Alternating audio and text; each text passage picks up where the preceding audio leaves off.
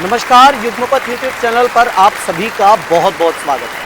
और जैसे कि लगातार आपके साथ कोई ना कोई सार्थक चर्चा करते रहते हैं, जिसको आज के समय पे पॉडकास्ट भी बोलते हैं, लेकिन उनका पॉडकास्ट एक अलग दृष्टि का होता है, उनका विषय अलग होता है और आज का विषय बहुत खास है। वेद विद्या, अध्ययन, अध्यापन, ऐसे तमाम विषय जो आज की इस चर्चा में आपको समाधान मिलने वाला है। और हमारी इस चर्चा में आप सबका समाधान करने के लिए जुड़े हैं हम सबके गुरुजी आचार्य सत्यम शर्मा गुरुजी, जो अभी गणतंत्र दिवस के मौके पर जिन्होंने हम सबको गणतंत्र का संदेश दिया और उसको सभी दर्शकों ने भी पूरे तल्लीनता के साथ देखा। और मुझे आशा है कि ये जो सार्थक चर्चा होने वाली है ये भी बेहद खास होने वाली है। इसमें बहुत सारे विषय जुड़ेंगे, बहुत सारी ऐसी गुत्थियां सुलझेंगी आपकी जो आज तक आपको पता ही नहीं था। तो गुरुजी, सबसे पहले आपका बहुत बहुत स्वागत है। मेरा सबसे पहला प्रश्न है कि आपने अपने लगभग जीवन का जितने भी आपने अभी वर्ष दिए हैं इस वेद विद्या को, इस अध्ययन और अध्यापन को, कहीं ना कहीं कुछ ना कुछ आपके मन में चलता होगा इसको लेकर। हाँ, अभी वर्तमान में मुझे अभी विजयदशमी गई है। इस विजयदशमी पर मुझे अध्ययन कराते हुए 25वां वर्ष प्रारंभ हो चुका है। बहुत विद्यार्थी आए, बहुत विद्यार्थी पढ़कर गए, कुछ संख्या नहीं है निर्मित, लेकिन मुझे जो संख्या ध्यान है लगभग 100-125 विद्यार्थियों को मैंने वेद कंठस्थ करा चुका हूं अब तक। लेकिन आज से 10 साल 15 साल पुरानी जो पीढ़ी थी और आज 10 साल 15 साल बाद की जो पीढ़ी है उसमें बड़ा परिवर्तन। पहले का विद्यार्थी में एक श्रद्धा भाव होता था कि मुझे पढ़ना है, मुझे अध्ययन करना है, मुझे कुछ करके दिखाना। लेकिन आज की जो नई पीढ़ी है उस पीढ़ी में बस एक समय पास, टाइम पास वाला समस्या कि मेरे को किसी तरह से गुरुकुल में रहूंगा, करूंगा, ये करूंगा और मैं अपना यहाँ से निकल लूँ। तो आज की पीढ़ी और आज से 10 साल 15 साल पुरानी, क्योंकि मैंने बताया अभी मुझे 25 वर्ष पूरे हो गए हैं पढ़ाते हुए, तो 25 वर्ष में से मैं 15 साल पुरानी बात करूं, 10 साल पुरानी बात करूं तो बड़ा अंतर आया ज्ञान प्राप्ति करने वाले विद्यार्थियों में।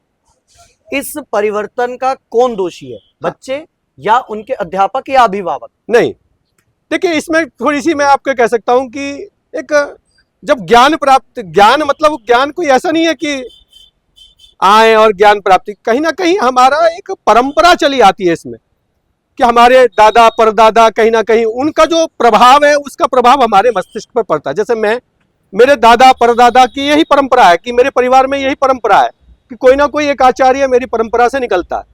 तो मुझे लगता है कि वो परंपरा का जो प्रभाव है वो भी फैक्ट पड़ता है। लेकिन उसके लिए आपको प्रेरित किया गया होगा, आपके माता पिता या आपका एक कुल। तो कहीं ना कहीं मेरा सवाल ये था कि जो आज के बच्चे और पहले के बच्चे में जो अंतर है उसका दोषी कौन है? उसमें कहीं ना कहीं शिक्षा प्रणाली भी है, और शिक्षा प्रणाली के साथ साथ में उसमें कहीं ना कहीं जो अध्यापक है, जो नई पीढ़ी के आज के अध्यापक आए हैं उनमें उस तरह की श्रद्धा और उस तरह की निष्ठा नहीं।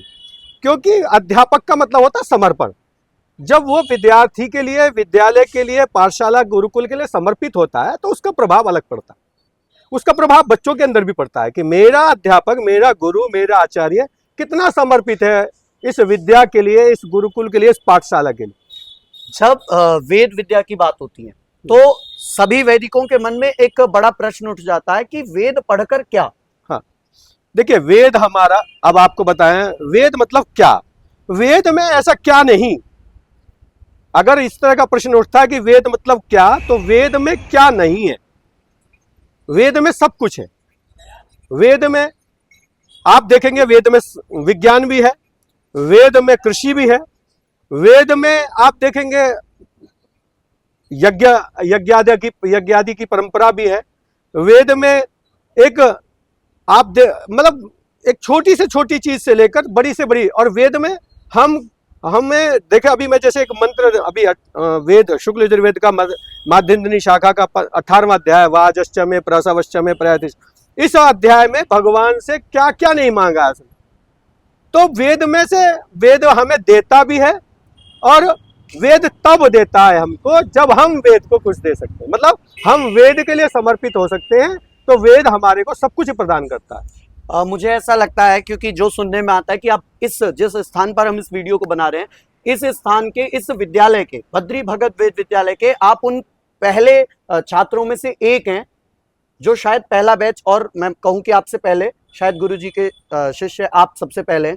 तो वो एक समय जो था, और जैसा भी आपने कहा कि बहुत बड़ा परिवर्तन है, अगर उस परिवर्तन को हम समझे कि वो परिवर्तन कहाँ और कैसे।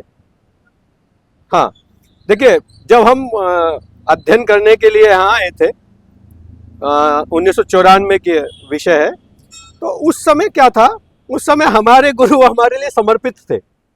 ये लगाइए कि गुरुजी हमारे रात और दिन नहीं देखते थे कि अब रात हो रही है तो नहीं पढ़ाएंगे, अब सुबह के 2 बज रहे हैं, 4 बज रहे हैं, बोला हमसे पहले हमारे गुरु उठ जाते थे।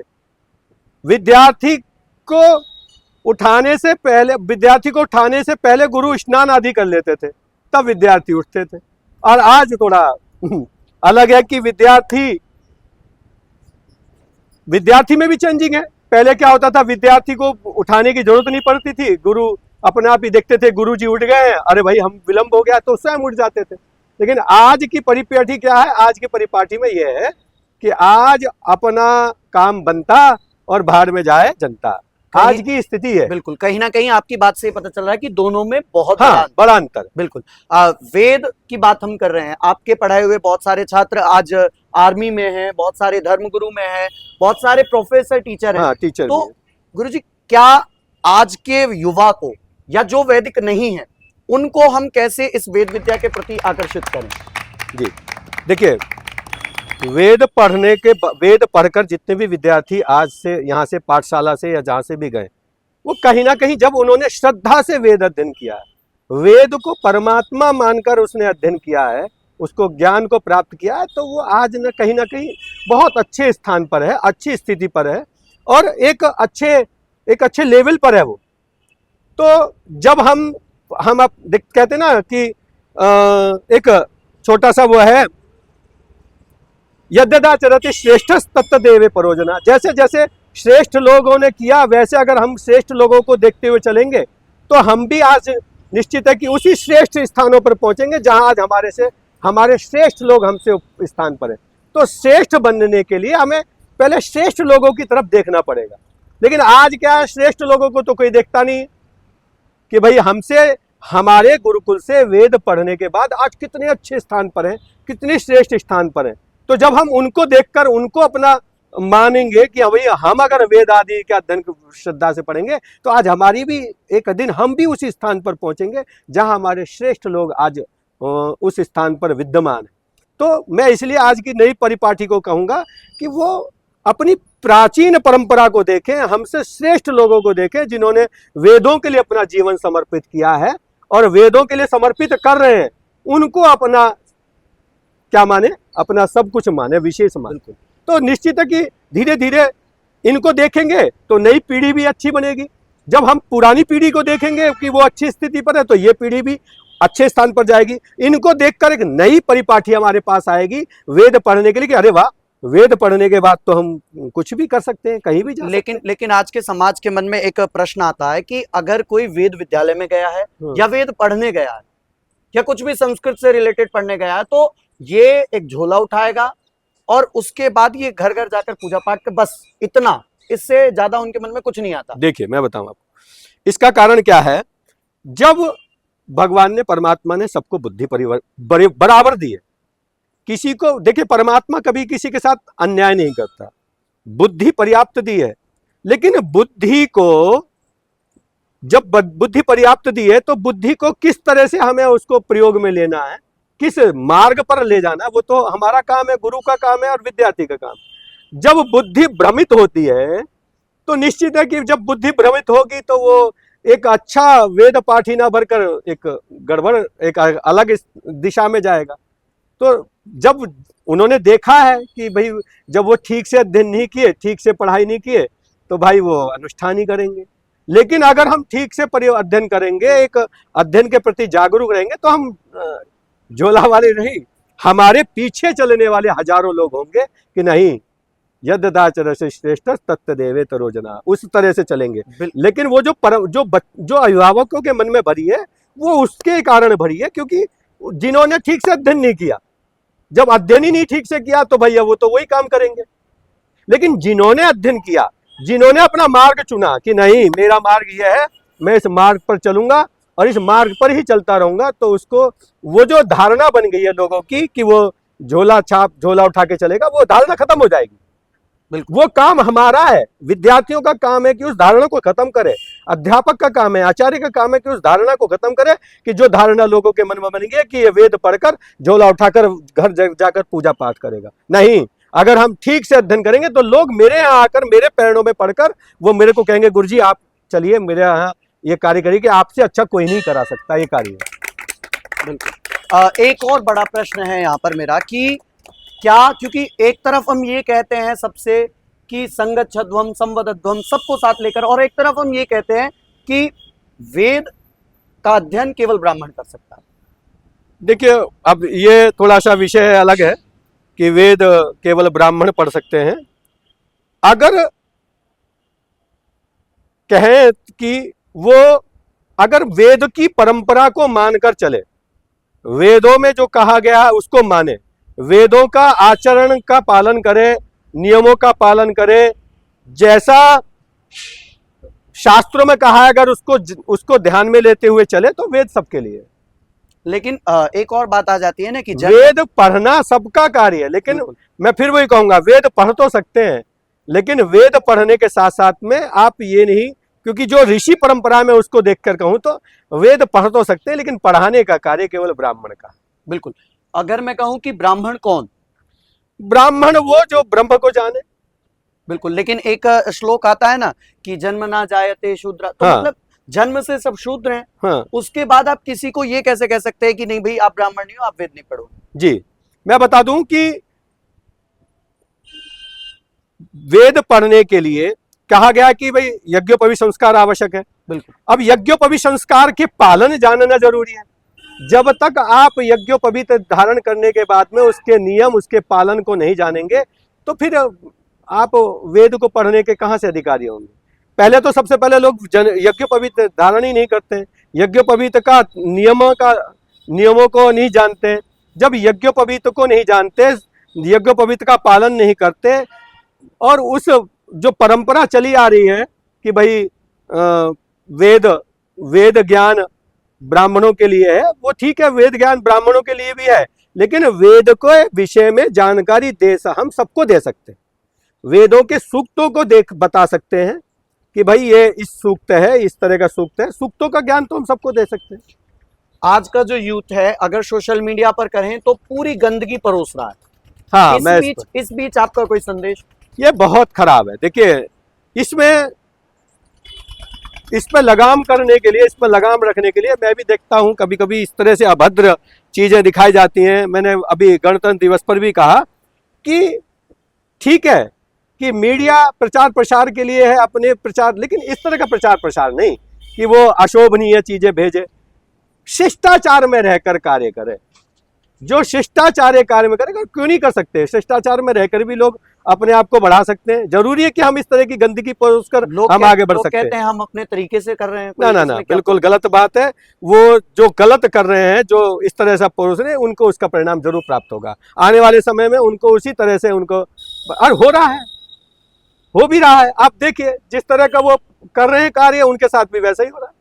बिल्कुल। हमारे वैदिक जो छात्र हैं उनमें से भी कोई आपसे कुछ प्रश्न करना चाहते हैं, उनके भी सवाल हैं तो उनसे भी पूछते हैं। गुरुजी मेरा प्रणाम है। गुरुजी मेरा प्रश्न ये है कि गुरुजी जो ब्राह्मण है या फिर जो वैदिक हैं, वो जैसे कि गुरुजी यज्ञोपवीत हो जाता है उसके बाद वो संध्या नहीं करते हैं, तो इसका क्या उनको पाप मिलता है, या जो तीनों काल की संध्या करते हैं उनमें मतलब गुरुजी क्या वो होता है? गुरुजी हाँ, बहुत अच्छा प्रश्न किया बच्चे ने कि ब्राह्मण होने के बाद भी, ब्राह्मण मतलब द्विज मतलब द्विज कहलाता है। व्यक्ति द्विज तब कहलाता है जब उसका दूसरा जन्म होता है। मतलब पहला जन्म उसका जन्म माता के गर्भ से होता है। दूसरा, जब एक गुरु अपनी शक्ति, क्योंकि उसकी शक्ति क्या है, जप तप, और उस शक्ति को उस विद्यार्थी को दे देता है तो उसको वो दूसरा जन्म दिलाता है। जब वो उसको यज्ञोपवीत धारण कराता है, गायत्री मंत्र दे देता है, तो वो एक तरह से उसका दूसरा जन्म हुआ। तो उसके जन्मदाता दूसरे जन्मदाता हुए उसके गुरु, तो वो द्विज कहलाने लगता है जब उसका दूसरा जन्म होता है, गुरु के द्वारा दूसरा जन्म होता है। तो अब बच्चे ने कहा कि अगर द्विज है और संध्या वंदन नहीं करता है, सभी शास्त्रों को आप खोल के देखिए, किसी भी शास्त्र को देख लीजिए, सभी शास्त्रों में शास्त्रों का मूल कहा है संध्या, संध्या मूल है। अगर ब्राह्मण होकर द्विज होकर वो संध्या का अध्ययन नहीं करता है, संध्या नहीं करता है, तो फिर वो ब्राह्मण नहीं है। अगर वो यज्ञोपवीत धारण करता है और भगवान की आराधना नहीं करता है, सूर्य देव की आराधना नहीं करता, गायत्री की आराधना नहीं करता, गायत्री जप नहीं करता है, संध्या नहीं करता, फिर वो केवल ब्राह्मण है, द्विज नहीं है। लेकिन ब्राह्मण तो बहुत है, लेकिन ये सबके लिए लागू है कि मान देखिए, लीजिए ब्राह्मण ही करेगा संध्या वंदन या और कोई भी कर सकते हैं? नहीं, संध्या वंदन के लिए तो ब्राह्मण क्षत्रिय वैश्य तीनों के लिए संध्या वंदन के लिए कहा गया है, क्योंकि तीनों ही जो वर्ण है तीनों ही यज्ञोपवीत धारण करते हैं, तो तीनों ही वर्ण धारण करते हैं, तो तीनों के लिए ही संध्या वंदन अनिवार्य है। तो बिल्कुल आपका निवारण हो गया होगा। और कोई प्रश्न करना चाहे तो? गुरुदेव, सर्वप्रथम आपके चरणों में मेरा प्रणाम। मेरा आपसे प्रश्न है, लोग आदि आदि तरह के व्रत रखते हैं, उसमें कई लोग मौन व्रत रखते हैं, मौन व्रत का नियम क्या है? ठीक, भगवान श्री कृष्ण ने कहा है उपवास के विषय में कि उपवास कैसा करना चाहिए। उपवास ऐसा नहीं करना चाहिए जिससे हमारी आत्मा को परेशानी हो, त्रस्त हो। ज्यादा कठिन व्रत भी निषेध है। अब कहा बच्चे ने कहा मौन। मौन का मतलब ये नहीं कि हम, वैसे तो मौन है लेकिन हमारी अंतरात्मा में द्वंद्व चल रहा है। जब अगर आप मौन है तो आपकी अंतरात्मा का जो द्वंद्व है ना, वो द्वंद्व शांत होना चाहिए। जब हम अंदर से और बाहर से, अंदर से मतलब आत्मा से भी, मन से भी, और बाहर वाणी से भी एकदम शांत है, सरल है, ना ही हमारे अंदर कोई उद्वेग है, ना ही हमारे अंदर किसी प्रकार का क्रोध है, ना ही किसी के प्रति ईर्ष्या है, ना किसी के प्रति द्वेष है। जब ये सब चीज शांत है, वो मौन सबसे बड़ा मौन है। इसलिए मौन रखना है तो हमें इन चीजों को शांत करना पड़ेगा। अगर हमारी ये सब शांत है तो वो भी मौन ही है। तो हम केवल नहीं बोल रहे हैं, वो मौन नहीं है। हम सोचें कि बस हम बोल नहीं रहे इसलिए मौन है, नहीं। अगर हमारे अंदर की आत्मा शांत है, द्वेष, ईर्ष्या, किसी के प्रति गलत प्रकार का आचरण करना, अगर ये सब चीज हमारी शांत है, नहीं कर रहे हैं, तो वो भी सबसे बड़ा मौन। तो हमारे को सबसे अच्छा मौन यही मौन है। बिल्कुल। मौनी अमावस्या पर महाकुंभ, यूं कह लीजिए कि नरमुंडों का बांध टूट रहा है। लोग बाग बड़ी संख्या में जा रहे हैं और लोग अपील भी कर रहे हैं कि आप यहां मत आइए, लेकिन उसके बावजूद जा रहे हैं। तो महाकुंभ पर आपकी? देखिए, ये तो आस्था है, और ऐसे लोग भी जा रहे हैं, ऐसे लोग भी जा रहे हैं जो असमर्थ है जाने में, नहीं जा पा रहे हैं, उनको जाने में बड़ी असमर्थ था, लेकिन फिर भी जा रहे हैं। क्योंकि मैंने फिर कहा, फिर वही कहूंगा, लोगों के प्रति अभी कुछ वर्षों में आस्था का बड़ी जबरदस्त जागरण हुआ है। लोग आस्था, विश्वास, श्रद्धा, इनमें लोगों में बड़ी तेजी से बढ़ रहा है। कहा गया है ना, यथा राजा तथा प्रजा। जैसा राजा होता है वैसी प्रजा होती है। तो जब राजा हमारा इस तरह का है, वो आज जो है धर्म के लिए जगह जगह कहीं ना, ऐसा कोई तीर्थ छोड़ा हो हमारे राजा ने जाना जाता हो, हर तीर्थ में जाता है, हर स्थान पर जाकर आराधना करता है। तो भाई लोग राजा को देखते हैं ना, आज के राजा को भी देख रहे हैं और आज से 20 साल पुराने राजा को भी देखिए। आज से 20 साल पुरानी की आस्था देख लीजिए। उस समय, क्योंकि आस्था तो उस समय भी थी, लेकिन इस तरह का नहीं था कि भाई हमें सब कुछ अपना समर्पित कर देना है इस परमात्मा के लिए। तो वो जो आस्था है ना, वही आस्था उनको उधर ले जा रही है। बिल्कुल। क्योंकि महाकुंभ चल रहा है जहां एक और, वहीं अयोध्या में भारी संख्या में लोग पहुंच रहे हैं। और अयोध्या का जो मुद्दा है, मैं आपसे इसलिए प्रश्न कर रहा हूं इसमें क्योंकि आप लगातार प्राण प्रतिष्ठा जैसे कार्यक्रम में रहे, उसके बाद प्रतिष्ठा द्वादशी में रहे, तो इसलिए मेरा पहले भी आपसे यही प्रश्न रहा था। लेकिन लोग मान नहीं रहे हैं, लोग बढ़ चढ़ कर संख्या में जा रहे हैं। आपने कहा आस्था में वृद्धि हुई है, लोगों की आस्था जागृत हुई है, इसके पीछे क्या मतलब केवल नरेंद्र मोदी का हाथ है आस्था जागृत करने के पीछे? नहीं, देखिए वो तो है ही, मैंने बताया कि यथा राजा तथा प्रजा। बिल्कुल। लेकिन इसमें क्या है ना, लोग अब जगह जगह फिर लोग मजार, लोग पीर, इन सबको उन्होंने पीर पूछ पूछ के देख लिया है कि भाई वहां कुछ भी नहीं मिलने वाला, जो कुछ भी मिलने वाला है उस परमात्मा से ही प्राप्त होने वाला है, उस अखंड ब्रह्मांड नायक से ही सब कुछ प्राप्त होने वाला है। दूसरा क्या है कि जो अयोध्या की तरफ लोग जा रहे हैं उसके विषय में बता दूं, क्या होता है कि लोग दूर दूर से कुंभ स्नान करने आ रहे हैं, दूर दूर से, कोई कहीं से कोई कहीं से। अब उसके बाद क्या है कि देखिए आप दूरी देखिए, प्रयाग से अयोध्या 200 किलोमीटर और अयोध्या से काशी 200 किलोमीटर। तो अब लोग ये भी विचार करते हैं कि भाई जब हम कुंभ बनाने जा रहे हैं तो परमात्मा उस इतने 5000 वर्षों के बाद जाकर राम जन्मभूमि में भगवान राम जी विराजमान हुए, तो वहां से हम भगवान के भी दर्शन करके आते हैं। और जब भगवान, क्योंकि राम जी के आराध्य कौन, भगवान शंकर जी महादेव, तो भगवान राम के दर्शन करेंगे, फिर उनके आराध्य महादेव के भी दर्शन करके आएंगे। तो वो तीनों एक साथ, तीनों के दर्शन, महाकुंभ से राम जन्मभूमि, भगवान राम और भगवान राम के आराध्य महादेव, तो वो एक चली आ रही है। मैं अभी गया था तब देखा कि अयोध्या में काफी कुछ जगह जगह बंद कर दिया गया, तो पता करें कि भाई क्यों ऐसा हो रहा है। तो बोले कि भैया अब यहाँ 1 महीने तक ऐसे ही रहने वाला है, क्योंकि जितने लोग प्रयाग स्नान करने आएंगे उतने ही लोग भगवान राम जी के दर्शन करने आएंगे। महाकुंभ में संगम में स्नान करने का महत्व हमारे दर्शकों को अगर आप बताएं। जी, देखिए एक छोटी सी कथा संक्षिप्त में बता दें कि जब अमृत का प्रादुर्भाव हुआ और उसके बाद वो अमृत को लेकर छीना झपटी हुई, देवता इधर भागे उधर भागे, राक्षस भागे, तो जहां वो जो गगरी थी अमृत वाली, वो अमृत की गगरी जहां जहां छिलकी, मतलब जहां जहां उसके, क्योंकि गगरी भरी हुई थी और भरी हुई गगरी होती तो छिलकती जरूर है, अर्थात कहीं ना कहीं उसमें से निकलता जरूर है। तो जहां जहां वो अमृत गिरा, प्रयाग में गिरा, उज्जैन में गिरा, नासिक में गिरा और एक हरिद्वार, इन स्थानों पर वो अमृत गिरा। तो वो जो अमृत गिरने का काल था, वो यही काल था, माघ मास और ये जो पक्ष है इस पास में।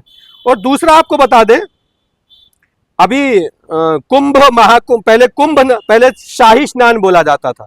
अब उस शाही स्नान को इस अभी मोदी जी, योगी जी ने उसकी घोषणा की कि ये शाही स्नान नहीं होगा, इसको अमृत स्नान बोला जाएगा। क्योंकि भाई जब अमृत यहाँ गिरा है तो जब हम उसमें स्नान कर रहे हैं तो कौन सा स्नान कर रहे हैं, अमृत स्नान कर रहे हैं।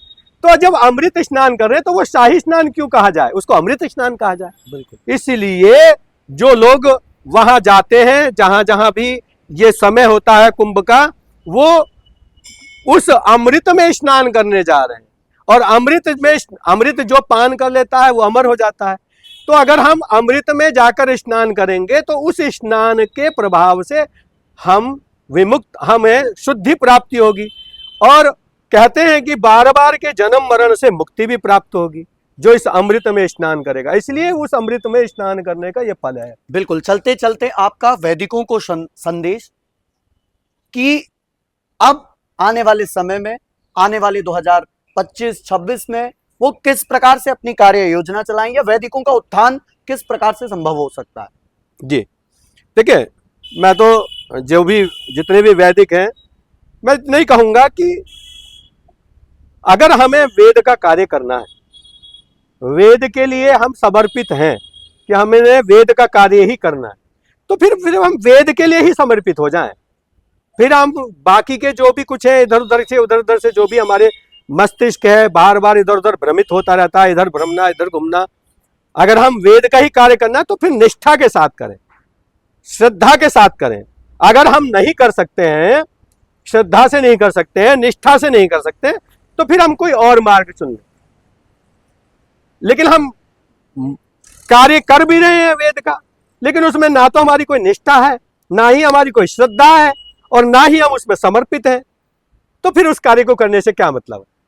बिल्कुल। इससे अच्छा उस कार्य को ना करें, कोई और मार्ग भाई परमात्मा की इस सृष्टि में हजारों करोड़ों कार्य हैं, आप कोई भी कार्य कर लीजिए, लेकिन आप इस तरह से तो मत करिए, अपने आप से धोखा, तुम अपने आप को धोखा मत दीजिए ना कि हम वेद कार्य में कर रहे हैं, वेद विद्यालय में पढ़ा रहे हैं, लेकिन वेद के लिए समर्पित नहीं, वेद को निष्ठा से नहीं पढ़ा रहे, श्रद्धा से नहीं पढ़ा रहे। वेद विद्यालय में है लेकिन वेद विद्यालय में नहीं है, मतलब है दिखाने के लिए है, लोगों को दिखाने के लिए हम वेद विद्यालय में हैं, लेकिन वेद विद्यालय में होते हुए भी नहीं है। कहने का तात्पर्य है कि हैं लेकिन वेद का कार्य नहीं कर रहे हैं, वेद के लिए समर्पित नहीं है, तो उसको तो हम यही कहेंगे कि वेद विद्यालय में है लेकिन वेद विद्यालय में नहीं है। बिल्कुल, मुझे लगता है मेरे सारे सवाल लगभग पूरे हो चुके हैं और जितने भी दर्शकों ने इस पूरे सार्थक चर्चा को देखा या यूं कह लीजिए इस पॉडकास्ट को देखा होगा, मुझे लगता है बहुत सारे प्रश्नों का समाधान हुआ होगा, चाहे वो मौनी अमावस्या हो, संध्या बंदन कैसे करें या ना करने से क्या होता है ये हो, या ऐसे तमाम सवाल जिनका समाधान आपको मिला है। हर बार गुरुजी हमारे साथ जुड़ते हैं और कुछ नया, कुछ अच्छा और कुछ बेहतर हमको देकर जाते हैं। तो इसलिए आपका अभी भी अगर कोई सवाल बचा हो तो कमेंट बॉक्स में जरूर बताइएगा। गुरुजी आपका बहुत बहुत धन्यवाद, आप अपना समय निकालकर इस चैनल के साथ जुड़े। बहुत बहुत धन्यवाद आप सभी दर्शकों का।